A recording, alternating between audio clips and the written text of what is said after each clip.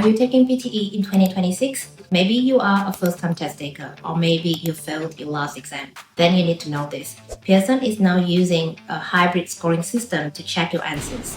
My name is Moni, and I scored 90 in the PTE Academic exam. Not just once, but multiple times. This year, 2026, I decided to put everything into one course. PTE Academic Masterclass by PTE Magic. The course will guide you through all 4 skills: speaking, writing, reading, and listening. And we have broken everything down into short, focused lessons for each task. And after each skill, there's a quiz, so you actually remember what you learned.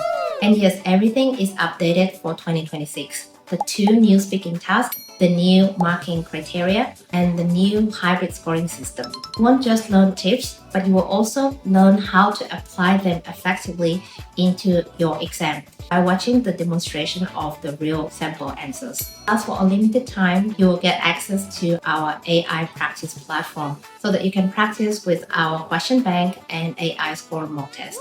So if you are a full-time worker, a busy student, or a nurse preparing for the PTE exam, this course is perfect for you because you can study anytime and anywhere. So yeah, click the link and start preparing for your PTE exam today.